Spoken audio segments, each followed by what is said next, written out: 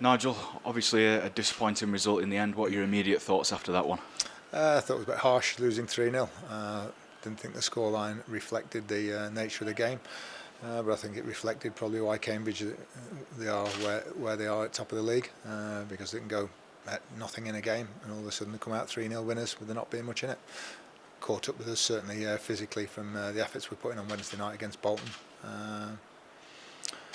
But I've just reminded the players about, I read a quote I think last week or the week before from Jose Mourinho, and they lost 5-4 at Everton, and he said defending hurts, and it does sometimes. Defending hurts, scoring a goal hurts as well, and football in general, and I thought they showed that absolute ruthless streak that they had and we didn't today. Yeah, it was a real battle, wasn't it? Especially in that second half, and after Wednesday, that's a lot to ask of the players physically. It is, yeah, physically and mentally as well. And I thought the goal was just knocked the stuffing out of us. At the timings as well, there's nothing in the game, and all of a sudden they get a break down the left, and we should deal with the cross better. And then the second goal was a blatant handball, which the assistant missed. But we still should defend it a little bit better. In the first half, you really matched Cambridge. Both sides, I thought, played really well at a really good tempo. Does that encourage you, considering where they are in the league table? Oh, definitely. We talked about it being a good measure for us. So if you take the physical side out of it, from what Wednesday took out of us, there's not much between the two teams. I thought it was a very good League Two game today, with two teams trying to knock it about on a difficult surface. And we know we're not too far off the standard that Cambridge is setting. You got into some really good areas. Are you disappointed that your side didn't score today? Definitely. All game we got into good areas, right up until injury time as well. And we couldn't produce that final cross. I'm not going to go on about it, but I think there's an element, there's not a lot dropping for us in the box at the moment, There's blocks going off and it's just not quite falling for us, but that'll change. But we have to do more, certainly to keep the ball out of our net and to get a goal as well.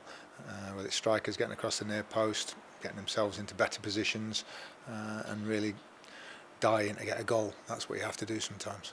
Is that the main difference Not between dying, but you know what I mean. Sometimes you have to get hurt getting a goal, and today we didn't quite have that.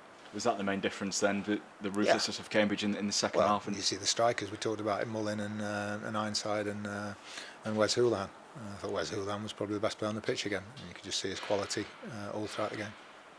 In the second half, you opted to bring on youngsters, Jason Law, Tyree Sinclair. That's obviously based off what you've seen in training, merit. But Stephen Quinn, 60 minutes he was brought off. Let's have your reasoning behind that. Just knocks and everything, and knock-on effect from Wednesday night. He was touch and go whether he was going to play today. And then we've been wanting to get Jason Law on the pitch for the last few weeks. He's done ever so well in training.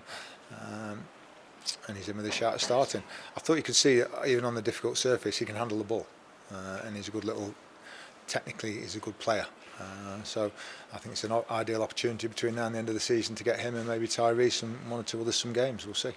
Yeah, those two, Jason Law, Tyree Sinclair, they've been in the youth system for a while. You saw today that they didn't look out of place, did they? No, that's why they've been involved and on the bench and everything. And it's just getting that right opportunity to put them on. Ideally, you don't want to be putting them on when you're losing a game against the top of the league. But then the other side is, well, let's see what you've got. And it's a difficult situation for them, but they both handled it well. Ollie Clark took a whack in the first half. Obviously, you've just spoken about Stephen Quinn there. Any potential knock-on effects from potential injuries with those two?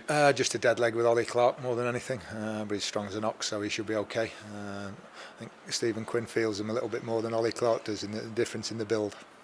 And you've got Harrogate on Tuesday. Yep, can't wait. Seriously, Quinn, can't wait. Will he be okay for that one, you think? We'll see how he is on Monday. Won't be doing much training on Monday, but it'll be a light session, but we'll see how he is.